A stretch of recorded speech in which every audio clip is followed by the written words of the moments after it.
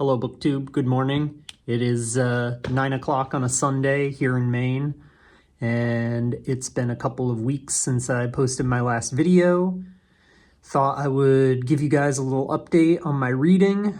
It's actually, I haven't been reading as much as I would like to. I wouldn't say I'm in a reading slump, but it's more just that I've been busy with things and haven't had time to read a ton. And the other thing too is what I've mainly been reading is this collected stories of Lovecraft, this Library of America tales of Lovecraft, which I talked about in my last video a little bit,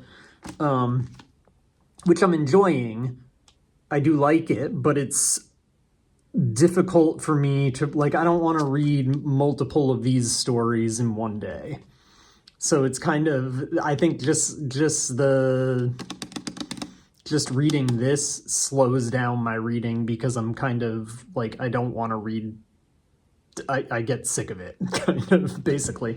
But anyway, so I've been reading mostly this. I did take a little break from that, and I read Morning and Evening by Fosse, which is this thin little novella thing. So yeah, that's been my reading the last couple weeks, and I figured I'll talk about it really quickly. So let's talk about the Lovecraft first, because that's been the main thing that I've been reading. So I think I talked about in my last video, this Lovecraft Library of America edition that I have is kind of this collection of short stories from Lovecraft. I think it has 22 stories, but they're not numbered, and I'm not going to go count them, but I feel like I remember reading somewhere that there were 22. I could be wrong. Someone can count these things and tell me. But anyway, there's a bunch of short stories in here. It's over 800 pages long. It doesn't look that thick, but it's like Bible paper, so it's long. And they're arranged chronologically here, and I didn't want to read all of these. I don't want to read 800 pages of Lovecraft. I knew I wouldn't want to do that. So instead, basically, there's a note on the text at the end of this, and all of the stories in here are compiled from 3 different short story collections. So I kind of selected all of the stories. I starred off all of the stories from one of the collections, and those are the ones I've been reading. So, to cut that short, let me just read the stories that I've read. So I've read The Outsider, The Music of Erich Zann, The Rats in the Walls, Cool Air, The Call of Cthulu, Pickman's Model, The Color Out of Space, The Dunwich Horror, and The Whisperer in Darkness I finished yesterday. And so, yeah. How do I want to start talking about this? So I've read a little bit of Lovecraft before, 1 or 2 stories before this, which I was interested in. So I read this anthology called The Weird, or at least I read a good amount of it. I read maybe a third of it. I read all of it. It's also, so The Weird is this anthology of weird literature, which is kind of this space. I don't remember how exactly they define it in the beginning. It's edited by Jeff and Ann Vandermeer. And basically they call The Weird, it's kind of the intersection of horror and fantasy kind of, and kind of some kind of speculative fiction, but it's not really horror, it's not really fantasy. I don't have a good definition. It's kind of related to Freud's Uncanny. So I got interested in The Weird because Mark Fisher has a book, I don't remember what it was called, but it's basically a couple of essays about weird literature. And actually that was where I got introduced to Lovecraft. So he, in that collection of essays, one of them was about Lovecraft, so I read one Lovecraft story after that. I think I read The Dunwich Horror after I read that, and then I bought The Weird. I feel like the stories that I've read, so I think I've read Call of Cthulhu before. I feel like I've read At the Mountains of Madness or Shadow over Innsmouth, but I don't really remember them all that well. So this is I guess this is one of the problems I have with Lovecraft, is that I like these stories, and I like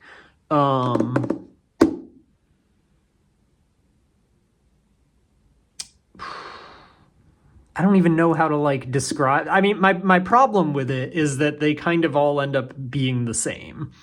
And so I guess let me talk about my experience of reading it the last couple weeks. So really, these stories can be divided up into two types, and they're really if you've ever seen the show The X-Files 100% draws its genealogy straight from Lovecraft. Like Lovecraft is the progenitor of the X-Files, and so the X-Files, there's like two different kinds of episodes of the X-Files, right? There are these Monster of the Week episodes where it's just this self-contained episode that's following them trying to track down like the Jersey Devil, or like some like there's like the weird like half human half like leech parasite guy that like lives in the sewers. Like they're self-contained episodes where there's this one monster that never reappears again, and they're just like trying to follow it. So that's one type of X-Files episode. And then there's the other type of X-Files episodes where it's like this continuing story over the whole series, where like Mulder is on the trail of these aliens that exist on Earth, and there's like this conspiracy to cover up their existence, and Mulder is slowly like pulling the threads to getting closer and closer to like proving the existence of these aliens. And literally that's exactly what Lovecraft is. So like some of these stories are these self-contained short little stories. So like The Outsider I talked about in my last video. The Music of Erich Zann is kind of about this guy who rents an apartment, I think in Paris, and it's this weird like there's the city, like the apartment is like surrounded by walls, so you can't see anything outside of it, if I'm remembering right. And then like it's this high-rise building, and on the very top floor there's an apartment that can actually like see over the walls and see the whole city. And so the narrator lives like lower down, and at one point, or at various points, he hears this like music that is the strangest music he's ever sound. And it's like, it's beautiful, but it has these like harmonies that are unimaginable, and he couldn't, they're just these harmonies that are unimaginable, and these melodies that like, they're like notes that don't exist. and they're coming from the top floor. So he goes up there and he meets this guy who's playing a violin, but he also is like making sounds from this violin that like can't be made, and things kind of get weirder at that point. So that's the Music of Erich Zann. And then like The Rats in the Walls was a kind of interesting one too. That's another self-contained one that's about this guy who is an American in the South. He was a former slave owner, or his ancestors were slave owners. His ancestors fought for the Confederacy in the Civil War, and their ancestors came from, I feel like it was in Scotland, but maybe it was in England somewhere, I don't remember. But they came from the British Isles, where they were in the gentry, and basically like some horrific thing happened at their estate like, you know, a few generations ago, where like one member of the family basically killed all of the other members of the family and then fled to America. And so anyway, the current generation now, like this is like 3 or 4 generations later, he leaves America, returns to his ancestral estate, buys it back, and is starting to like renovate it, and then weird things happen.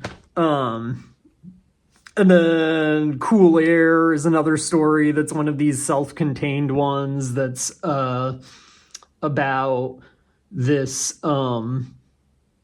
what was that one about? That one was another thing where they're like living in an apartment complex, and this, or not an apartment complex. These take place. This was written in like the 20s. Most of these stories, but anyway, he's living in like an apartment, and he's hearing weird sounds from his neighbor. I guess this is a common theme in Lovecraft, but he hears weird sounds from his neighbor, and he goes and he meets this guy who like has to keep his house really, or his apartment has to be really, really cold, like frigid, and they I don't know how to like explain it without actually giving it away. Basically, there's a reason this guy has to keep his house really, really cold, and then when they lose power or something, like the narrator is like running to these like bodegas to buy ice to like cool the guy down, and he's not fast enough, and things happen. And then let's see, Pickman's Model. This is another self-contained one that's kind of about this guy. He's an artist, and the narrator is an artist. The narrator is like a lesser artist, but he works with this guy who he considers like the greatest living artist. And this guy paints these like horrific demonic scenes that seem like they're coming right out of life, and like he doesn't know how anyone could imagine these things that are so awful, and like spoiler that they are real things, right? Like he's not imagining it. He like I mean, I'm giving this one away, but the reveal at the end is that like he's painting from a photograph of these real things. But anyway, so these are all these self-contained stories. They're all kind of, they're short story length, right? So they're like 10, 20, maybe 30 pages. You can read them in a sitting. They're all pretty, they're all good. They're good for what they are. I would say, really, I kind of liked all of them. Honestly, I think The Rats in the Walls, I've heard like hyped up a lot, is one of his best stories. I would say that it's probably my least favorite of these ones. It does. I guess it has some interesting stuff when you think about the generational aspects of it, and the way that like I liked that this like horrific family is complicit in the American Civil War and our slave owners and stuff. Like I thought that was interesting, and I don't think that Lovecraft intended that as like a commentary on slavery, but it was interesting. But anyway, as a story, I think it was probably my least favorite of them, but I still liked it. But anyway, so those are like the self-contained monster of the week kind of stories. But then there's also the stories like The Call of Cthulhu, The Color Out of Space, The Dunwich Horror, Whisperer in Darkness. These stories are all more like the through-line stories in X-Files. Quite literally, in that they're all about this Cthulhu mythos, where really all of these stories are kind of the same. They're all about the same thing, where some intellectual, some scientist, like it's like a professor of archaeology or like a journalist or a scholar of folk literature and folk tales, or like a geologist. I think in The Color Out of Space, I'm pretty sure there's geologists there. But anyway, these academic intellectuals kind of discover this ancient race of aliens that have existed on Earth far before humans have, and there are these like cults on the fringes of Western society, and maybe more mainstream in non-Western societies, that are aware of the existence of these old aliens and are like actively working to try and like bring them back to power and restore them as the dominant race on Earth. And so yeah, that's kind of like all of these. And the other thing is these stories are all much longer too. Like all of these things are basically novellas. They're like around 100 pages, maybe like 80 to 100 pages. They have chapters in them. They're really, for me at least, they're difficult to read in one sitting. Especially because Lovecraft's writing, I find his prose is not super readable. It's very it's not it's not very good, right? He's writing in like the teens, the 20s, the 30s. First of all, he's an American, but he uses like British spellings a lot and British word choices. It's very much like, it seems like he's trying to be British, or it could be. I mean, his narrators are typically these like academics, and I think that maybe part of the diction choice that he's doing is he's trying to write in a way that seems more cultured and educated. But it is this writing that, for the most part, it sounds very antiquated for the 1920s. Like it could be, I think I said in my last video, like his prose sounds a lot like it's coming from the 1830s to me. Like British writing from the 1830s, and not good British writing from the 1830s in terms of style. So it's very verbose, weird word choices, kind of a very stilted style. That's very, it's not fast paced. And it's also a lot of telling, not showing. So it's slow to read. So, but the stories themselves are interesting. I would say of these novellas, really all of them I like. I enjoyed reading all of them. It's just that they're all very similar, and reading them back to back, I wouldn't recommend doing that. That's why I ended up picking up this Jan Fosse book. Like usually when I don't like reading multiple books at a time. I'm typically someone who, like, I want to finish this one book before I start something else. But yeah, I needed to break up my reading of this, so that's why I picked up the Jan Fosse to read in between. But yeah, the stories on their own are all good. Like, if I was going to recommend one of them, I think the Call of Cthulhu, it kind of stands above the rest of these. But really, all of them I think are good. I would recommend any of them. Like, if you just happen to come across just one of these for some reason, they're all good. Call of Cthulhu is... Yeah, I think Call of Cthulhu is the one that I would say is the most interesting. What I like about these stories is I feel like they're very ripe for analysis, and that there's a lot of different kinds of meanings you can pull out of them. And I feel like they are very revealing of, like, some undercurrents in Western American consciousness. I don't even think it's just American. I think it's like Western consciousness in general of modernity. And so, like, so one way to think about these stories, the Call of Cthulhu is a good example. So in the Call of Cthulhu, you follow this journal. It's narrated by this journalist who, like, slowly he slowly starts to unravel that the existence of this, like, cult across the world that's worshiping these, like, old aliens that seem to be coming back to life. And so kind of he's, like, drawing from all of these different, like, news reports, and kind of basically, like, people start having these dreams about these aliens and that they're, like, coming back to life. And then he starts pulling from all of these different news reports about, like, archaeological discoveries, or about, like, these cults that are worshiping these like elder race of aliens or whatever.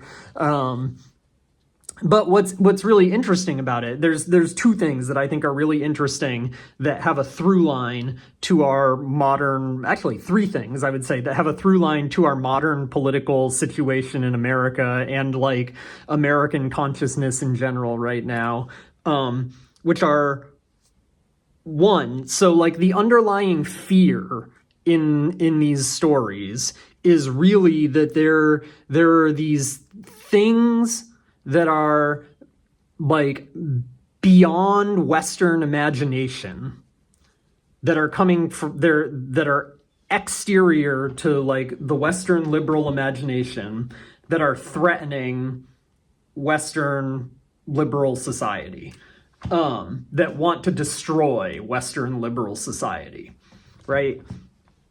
And so, like, one thing that's interesting about that, right, is that it's pretty clear it's pretty clear from the examples that the journalist is pulling from in the Call of Cthulhu. Like, how do I want to phrase this? All of the sources that he's citing, right? The way that Call of Cthulhu is written, it's almost like it's a nonfiction like reportage of this thing, of the discovery of this ancient race of aliens. And so what he's finding is that there's all of these like basically non-white, non-Western groups. So he cites like Eskimos and like voodoo priests and Arabs. I think that there's like Aboriginal Australian groups, like all of these different groups that are not Westerners, they're not white. They all are worshiping these ancient aliens and trying to bring them back into power to overthrow Western society. So not only are these ancient aliens like outside of Western society, but like it's these human groups outside of Western society that are trying to overthrow it by bringing back these ancient aliens.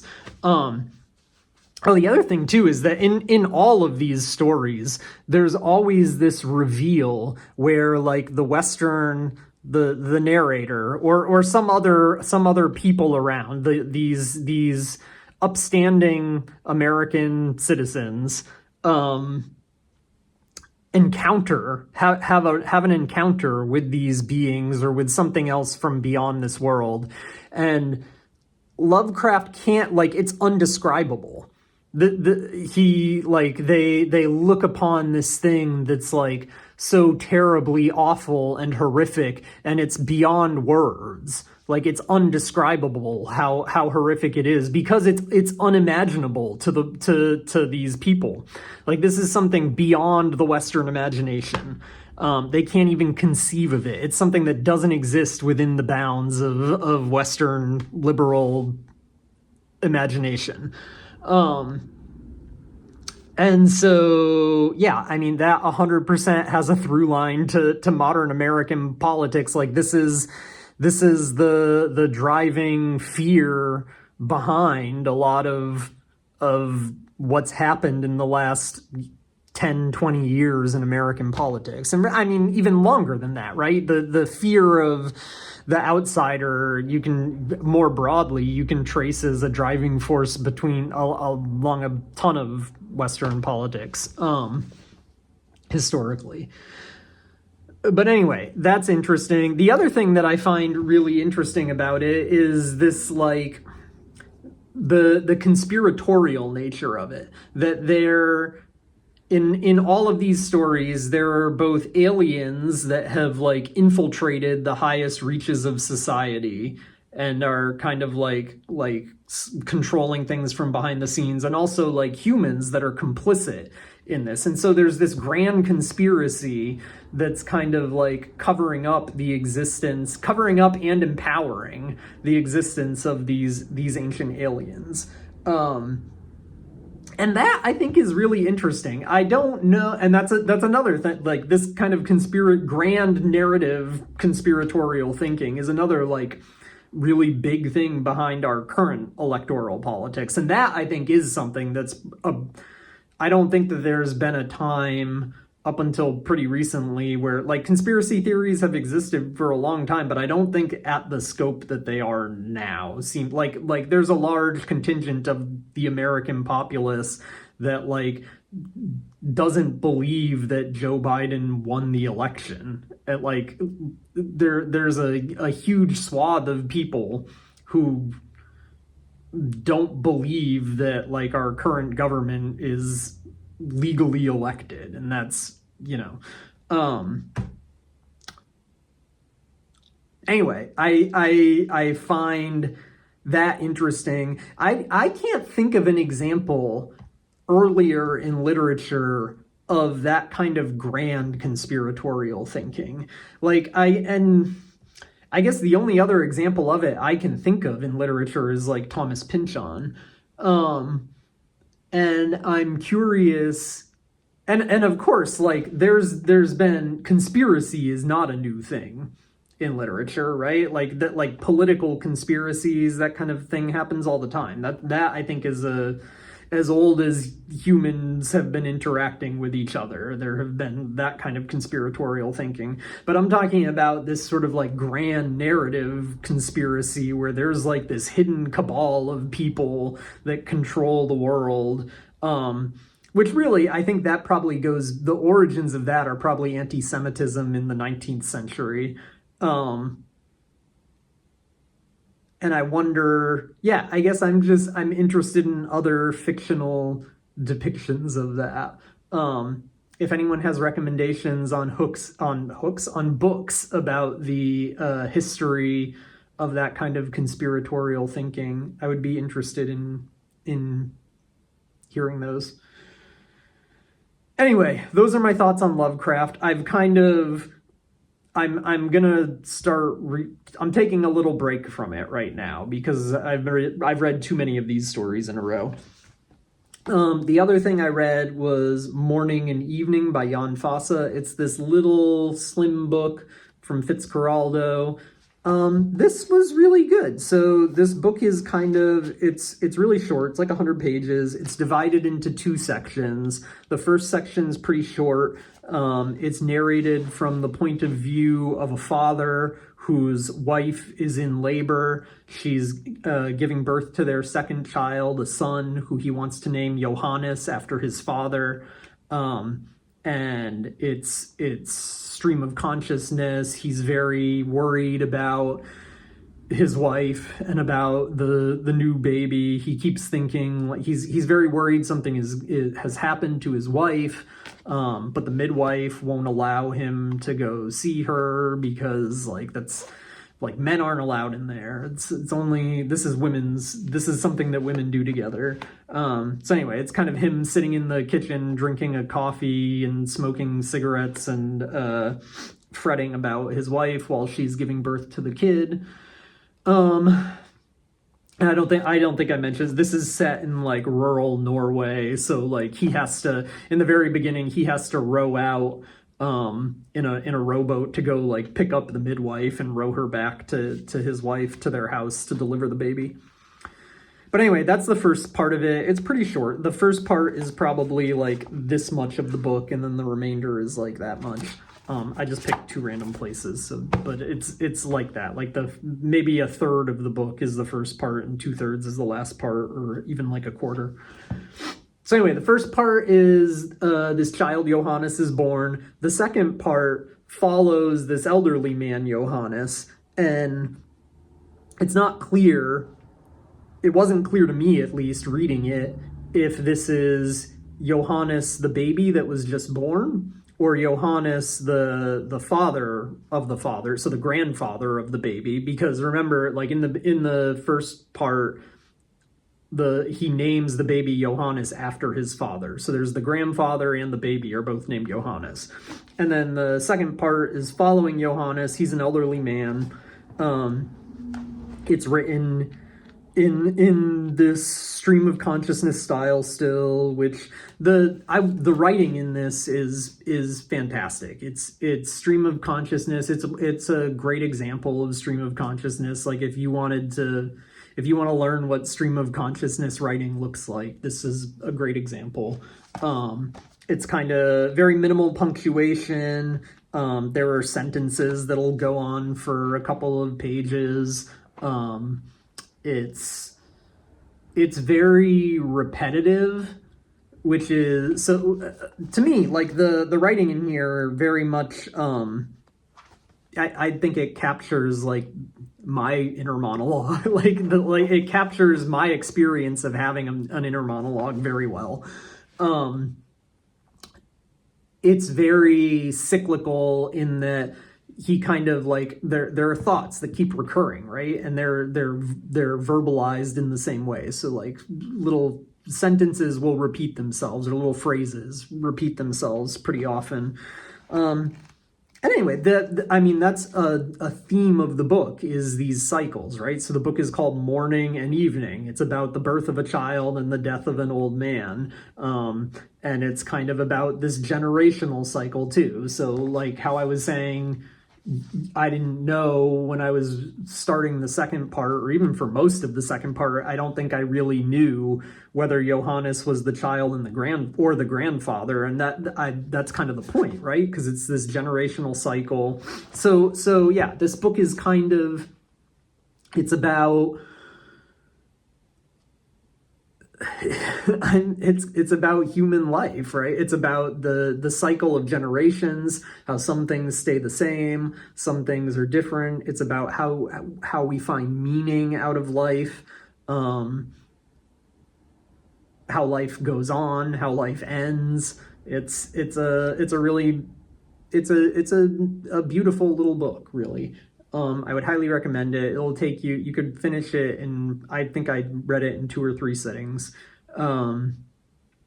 It's really good. The one thing, yeah, it's really good. The one thing that I would have liked, I just would have liked for it to be longer.